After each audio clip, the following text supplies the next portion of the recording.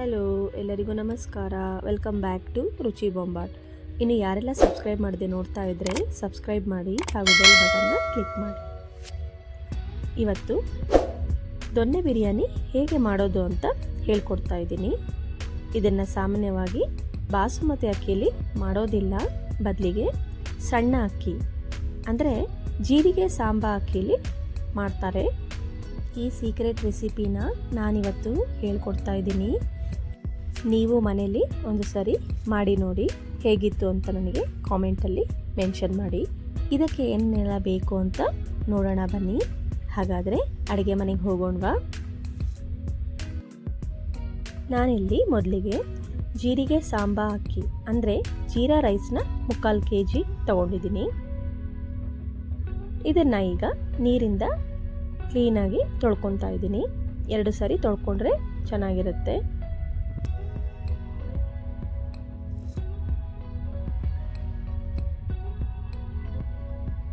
ಈಗ ಇದನ್ನು ನೀರಿನಿಂದ ನೆನೆಸ್ಕೊಳ್ತಾ ಇದ್ದೀನಿ. 30 ನಿಮಿಷ ನೆನೆಸ್ಕೊಂಡ್ರೆ ಬಿರಿಯಾನಿ ಚೆನ್ನಾಗಿ ಬರುತ್ತೆ, ಉದುರಾಗಿ ಬರುತ್ತೆ. ಇಲ್ಲಿ ನಾನು 800 ಗ್ರಾಮ್ ಚಿಕನ್ನ ಕ್ಲೀನಾಗಿ ತೊಳ್ಕೊಂಡಿದ್ದೀನಿ. ತೊಳ್ಕೊಬೇಕಾದ್ರೆ ಸ್ವಲ್ಪ ನಿಂಬೆ ರಸ, ಉಪ್ಪನ್ನು ಹಾಕ್ಕೊಂಡಿದ್ದೀನಿ. ಈಗ ಇದಕ್ಕೆ 1 ಟೀ ಸ್ಪೂನ್ ಅರಿಶಿಣದ ಪುಡಿ, 3 ಟೇಬಲ್ ಸ್ಪೂನ್ ಗಟ್ಟಿ ಮೊಸರನ್ನು ಹಾಕಿ ಚಿಕನ್ ಎಷ್ಟಿದೆಯೋ ಅಷ್ಟಕ್ಕೆ ಮಾತ್ರ ಉಪ್ಪನ್ನು ಸೇರಿಸ್ಕೊಳ್ತಾ ಇದ್ದೀನಿ.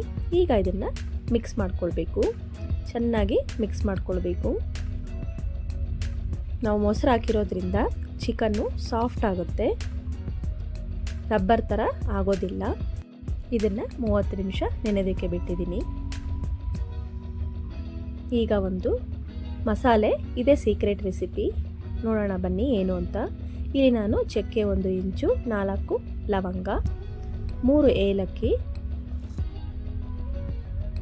ಕಲ್ಲು ಹೂವು 2 ಟೇಬಲ್ ಸ್ಪೂನ್ ಅಥವಾ 3 ಟೇಬಲ್ ಸ್ಪೂನ್. ಇಲ್ಲಿ ಮರಾಠಿ ಮೊಗ್ಗನ್ನ ತಗೊತಾ ಇದ್ದೀನಿ 4.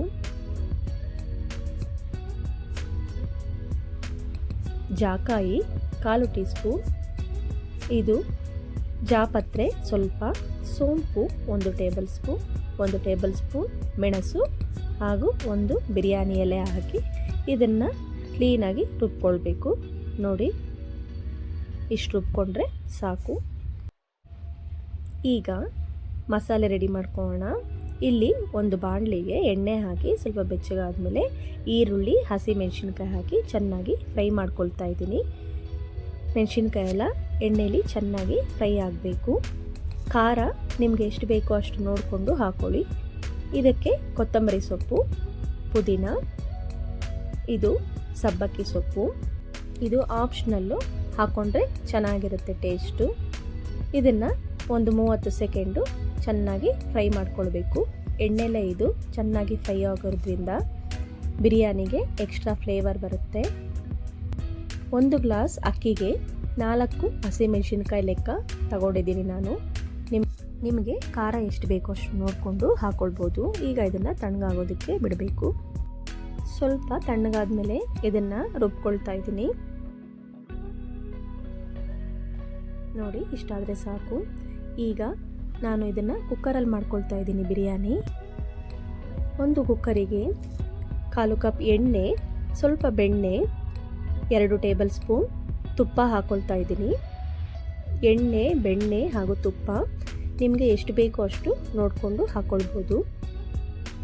ಈಗ ಇದಕ್ಕೆ 2 ಟೇಬಲ್ ಸ್ಪೂನ್ ಕಸ್ತೂರಿ ಮೇಥಿ, 4 ಪಲಾವ್ ಎಲೆ, 2 ಅನಾನಸ್ ಹೂವು, ಲವಂಗ 4, 3 ಏಲಕ್ಕಿ, 1 ಇಂಚು ಚಕ್ಕೆ, ಅರ್ಧ ಜಾಪತ್ರೆನ ಹಾಕ್ಕೊಳ್ತಾ ಇದ್ದೀನಿ.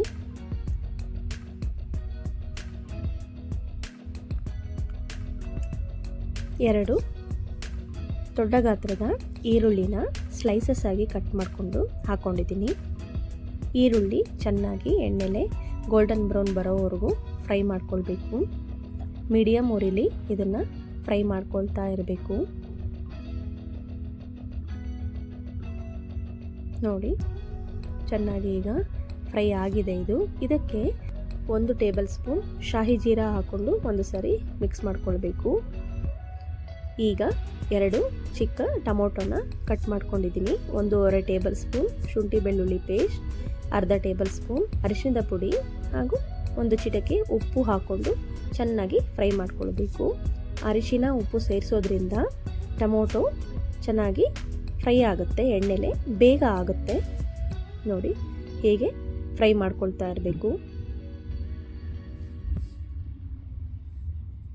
ಈಗ ಇದು ಫ್ರೈ ಆಗಿದೆ.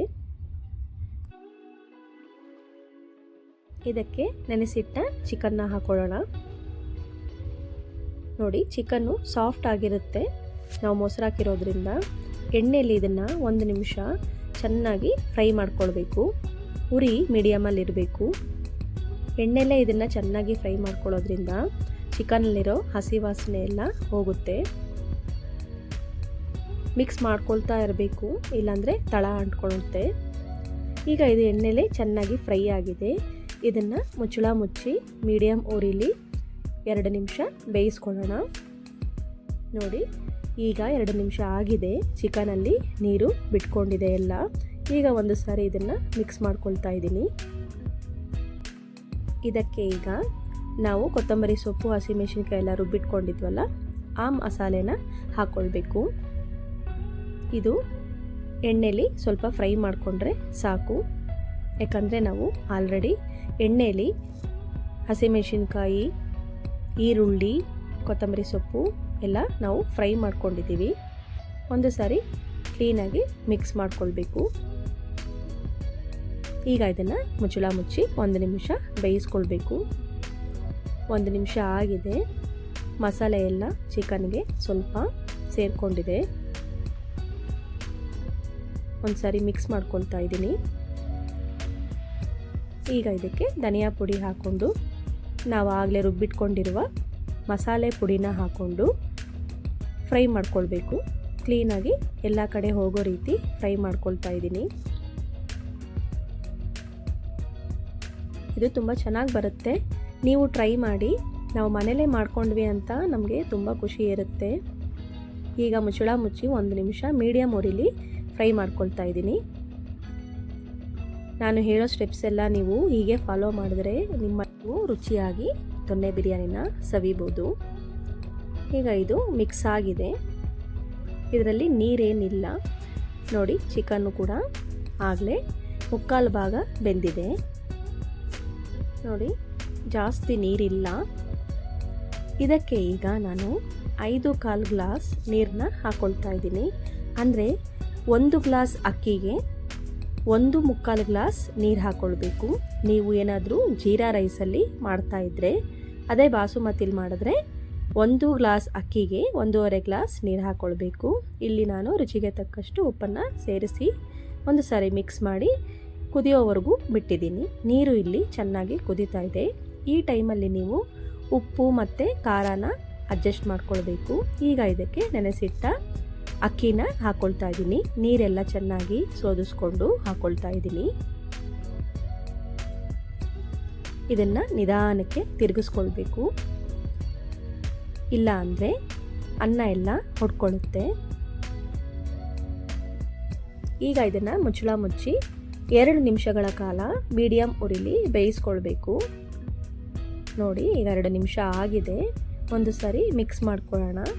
ನಿಧಾನಕ್ಕೆ ಮಿಕ್ಸ್ ಮಾಡ್ಕೊಳ್ಬೇಕು ಇದನ್ನು. ನೋಡಿ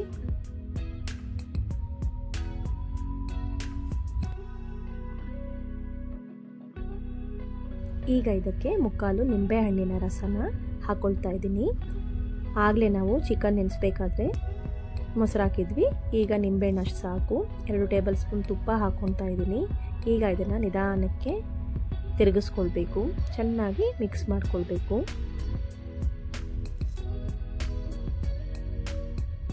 ಈ ಮರದ ಸೌಟು ಈ ಥರ ಇರೋದು ತಗೊಂಡ್ರೆ ಅನ್ನ ಎಲ್ಲ ಹೊಡ್ಕೊಳ್ಳೋದಿಲ್ಲ.